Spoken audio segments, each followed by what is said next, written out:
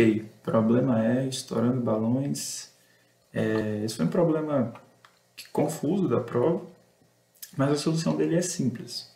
Se você entender a ideia, é legal. Tá, como é que funciona?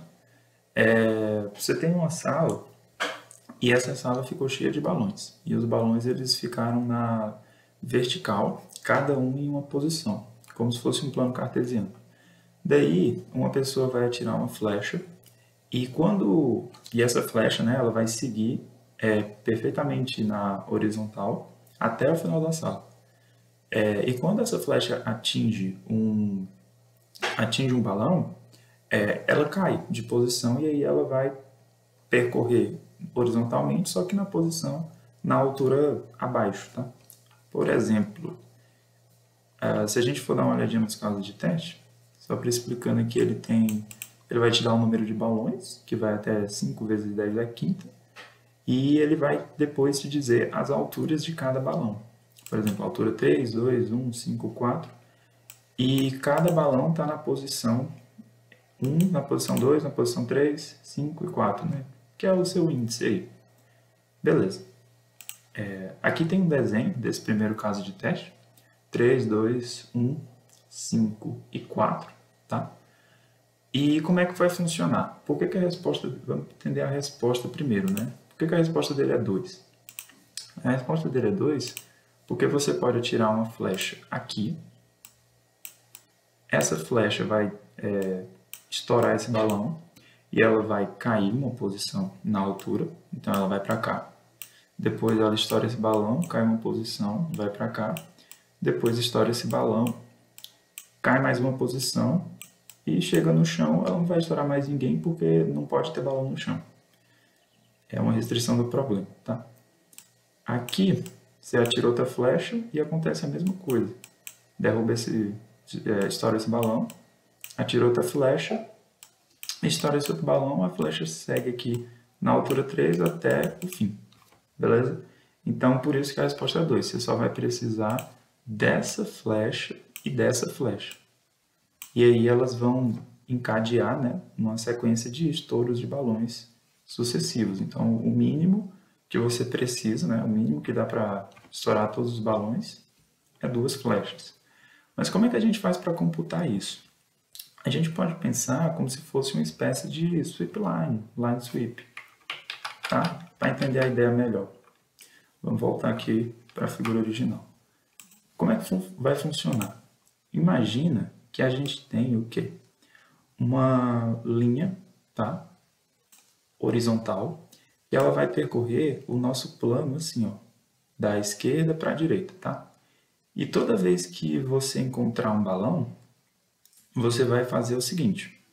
Vamos no início, né? Até esse momento aqui, não tem nenhum balão, tá? O primeiro balão vai ser encontrado aqui. Ok, ele vai encontrar esse balão que está na altura 3, na posição 1. Para esse balão ser destruído, a gente tem que obrigatoriamente, né, já que não tem nenhuma flecha anteriormente, a gente não colocou nenhuma flecha antes, a gente precisa colocar uma flecha na posição 3 e aí essa flecha vai estourar esse balão que está na posição 3. Tá? E em seguida ela vai cair para a posição 2. Daí a gente vai seguir em diante, vai encontrar novamente um balão na posição 2. Para esse balão que está na posição 2, a gente precisa adicionar uma outra flecha? Não, porque a mesma flecha que destruiu o balão que estava na altura 3, na posição 1, né, ela também vai destruir esse balão aqui, tá? A mesma coisa vai acontecer para esse. Beleza? E quando a gente vier para cá, a gente vai encontrar uma flecha, a gente vai encontrar um balão, né, na altura 5. E daí a gente vai precisar realmente de uma flecha na altura 5, porque não tem nenhuma outra flecha, né? Anteriormente. A única flecha que tinha antes, ela caiu aqui, depois que a gente derrubou o balão na posição 3. A mesma coisa vai acontecer para a posição 5, para o balão que está na posição 5. Você vai ter o quê? Você vai ter a flecha que derrubou o balão que estava nessa posição 4, né? E aí, essa mesma flecha vai derrubar o balão que está na posição 4. Beleza? Então, no final, você só precisou utilizar duas flechas novas, tá? Você só precisou definir duas flechas. Tudo bem. E aí você acaba o problema. Isso aí passa do tempo de complexidade, porque vai se tornar um algoritmo linear para a gente. Vamos ver então como é que a gente faz para implementar isso, tá? Ok? Então, o problema é fazer o código básico aqui.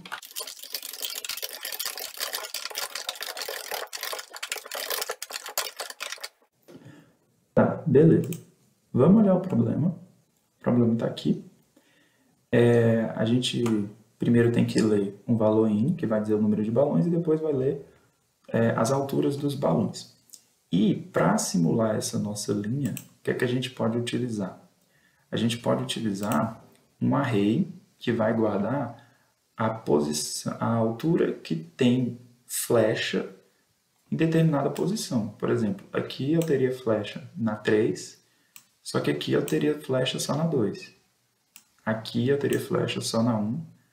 Aqui eu teria flecha na 0 e na 5, porque eu tive que criar uma flecha e essa flecha ela já veio aqui do encadeamento anterior, tá? Vamos ver se no código fica mais simples. Né? Beleza. Vamos definir aqui o nosso limite do que é o nosso n, né? É 5, 10 a quinta. 1, 2, 3, 4, 5, 8. A gente vai precisar da posição 10 a quinta de fato. Por quê?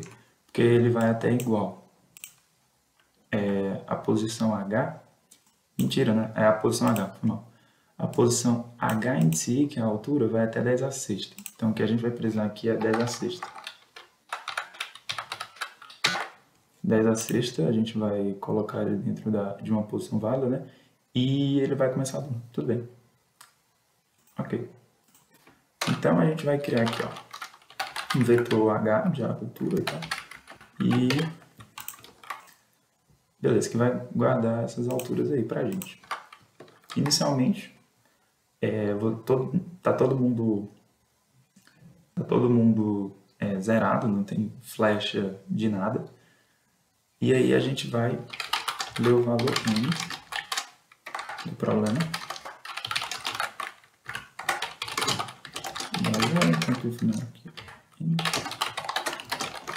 Tá. Vamos executar n vezes. Cada vez a gente vai ler uma altura. Tá? Então, eu vou simbolizar por x mesmo. Tá? Ok. E aí o que é que a gente vai verificar? Se já existir um balão, né? Se já existe uma flecha, na verdade, nessa determinada altura, a gente não precisa criar uma nova flecha. A gente pode utilizar essa flecha e a gente só precisa descer a posição dela, tá? Então vamos fazer essa verificação. Se H na posição X for maior que 0, por exemplo, é porque tem pelo menos uma flecha lá, tá? Então a gente vai só diminuir. A gente pega H na posição X, menos menos, não cria balão novo. Se não, se o H na posição X for igual a 0, né? Ele nunca vai ser negativo dentro do nosso problema. Então, eu vou ter que utilizar uma flecha nova. Tá? Então, eu vou pegar H na posição X, né? Teoricamente, eu faria isso, X mais e tal. Só que depois eu vou ter que descer essa flecha. Então, é melhor colocar logo na posição X menos 1. Tá? Você bota H, X menos 1 mais, para aumentar uma flecha lá. E a sua resposta aumenta em 1, porque você precisou utilizar mais uma flecha. Beleza? E aqui você imprime a resposta. Ok. E tem esse código deve resolver o problema. Vamos ver. .cpp.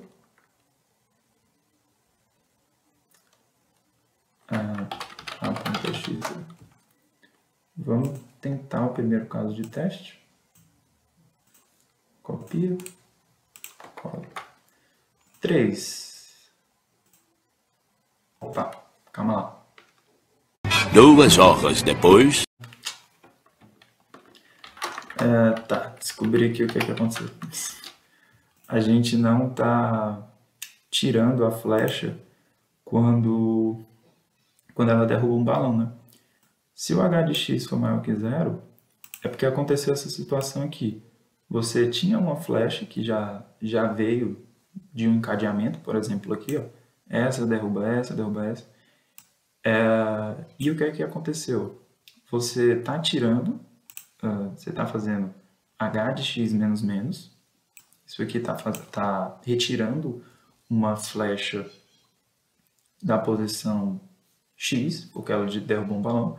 Só que você tem que fazer h de x menos 1 mais mais, que é essa mesma linha que está aqui embaixo. Né? Essa mesma linha que está aqui embaixo. Como ficou igual nos dois, você pode até tirar para fora. Aqui, né? Tirar aqui também. Beleza. E aí, fica mais compacto. Aqui e aqui. Tá bom. Ok. Vamos lá. A gente pega esse caso. Cola. Ok, agora deu 2, tá? Agora tá certo. Copia aqui. Executa. Deu 4. A resposta é 4, tudo bem. Deu 3, a resposta é 3. E aqui deu 5, a resposta é 5. Ok, então o código deve estar certo. A gente não tem que se preocupar com o limite de variável, porque não vai ter tanto balão assim, ele não vai precisar de muita flecha. No pior caso, o que poderia acontecer é um caso que nem esse aqui, ó, onde todos os balões estariam na mesma altura e ele ia precisar da quantidade, a mesma quantidade de balão seria a mesma quantidade de flecha. Vamos ver se isso aqui funciona.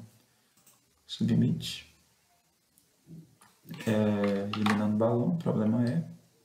Vamos mandar. Vamos ver.